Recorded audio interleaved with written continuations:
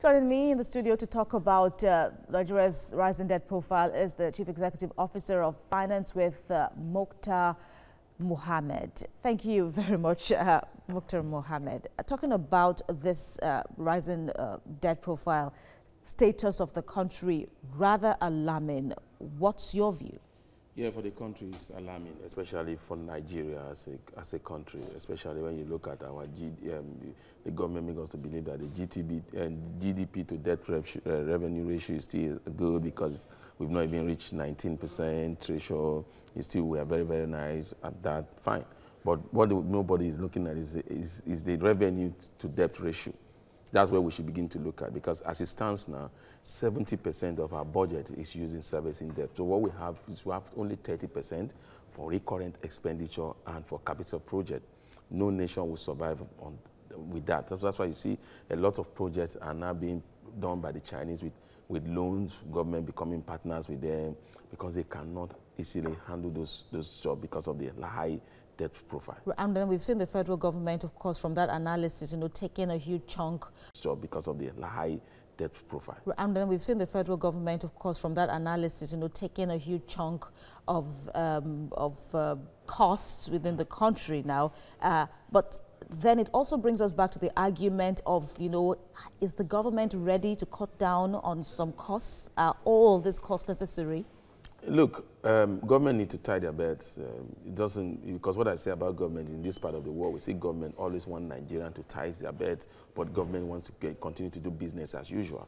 They don't think to say, okay, we need to reduce some of our overhead costs. The government vehicles on the traffic road are still as high as you used to see them. You still see government officials with 4 or 5 cars moving on the road. So they are not reducing their own overhead costs, but they're telling Nigerians, oh, you need to tighten up. So for us to go further, we need to begin to look at what is our recurrent expenditure compared to capital expenditure. Because capital expenditure, in terms of capital, you can use capital expenditure to generate revenue.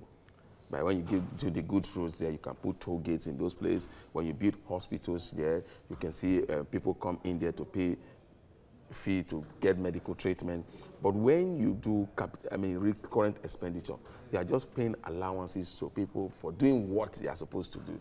And you are not just paying allowances at a good cost. You are paying high allowances. And some of these people, you get the special assistant have his own special assistant has his own personal secretary. These are all overhead costs that tend to make the recurrent expenditure high for governments. Absolutely. And then we're having a high debt profile now vis-a-vis with humongous costs now in managing fuel subsidies, 24.9 for the debt and 34.02 for the fuel subsidies. Give me your final words now in this regard. We've changed this fuel subsidy. There's no more fuel subsidies undercovered or whatever name the administration have decided to call it, under recovery. So we are looking at under recovery, and this the only bad thing about this fuel subsidy regime thing is that it's still sharing a lot of controversy, a lot of secrecy.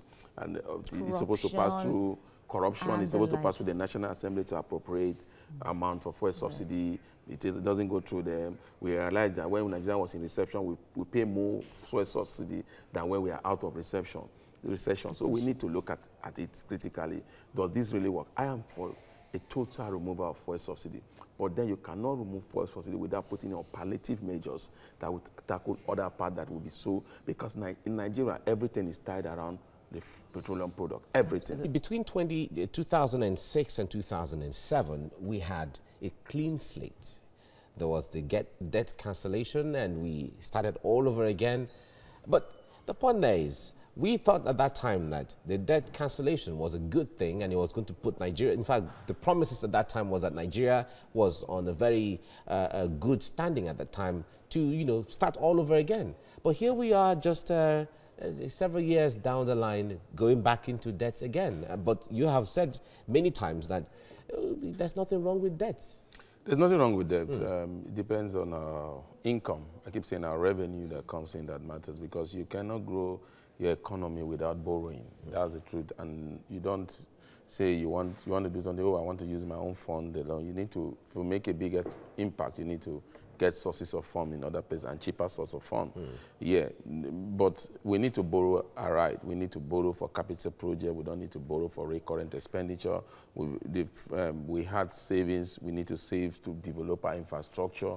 But what we did recently was to use our savings to pay salaries, give it to state government to pay salaries. What we do is that just duplicate our savings just to be able to take care of our luxuries. We had the Paris fund, Paris debt refund. In fact, almost all the states had a chunk of that. A lot of people were saying that when that money came, it was like almost like a bonus money. Money is that you, even though it was from the states, but it was like bonus money at the time it came. So it would have been tied to a project or used to clear some of the debts, especially in the area of salaries or maybe even the actual debts that states had. But up to now, some of the states didn't, in fact, there is no trace as to how some of the monies were used. They went for political reasons. At that time, remember the debt management office tend to establish a link with the Ministry of Finance to the Minister of Finance that they should meet a certain criteria before they will be able to access this fund. These same governors now went to the president, used their political connection to make sure those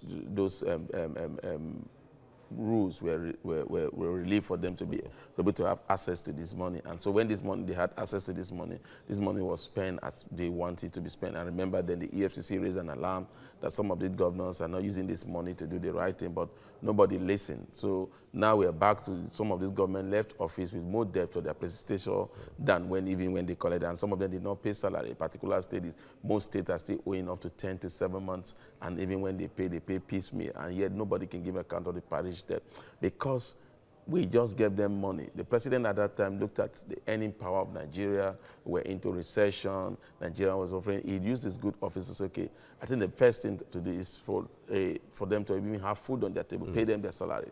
But some of this government never did that. But it's a challenge when you borrow money to take care of your luxuries. All right. Now, as it is right now, our foreign reserve has at least been appreciating a little. We have about $45 billion and still counting as it is. But an average Nigerian would say, why stock up foreign reserve when we have foreign debts?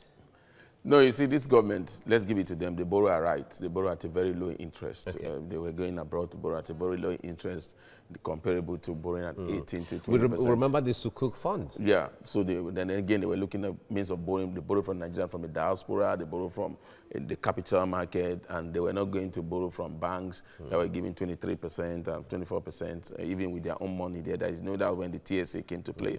So this government that borrow right, they borrow tied to specific projects. Right. But what we are saying now is that enough of this borrowing. We should begin to see results from this borrowing. From the borrowing. That's just a challenge. All right. We have to leave it here now. Mukhtar Mohammed, thank you so much for coming. It's a pleasure. Thank you. Good morning.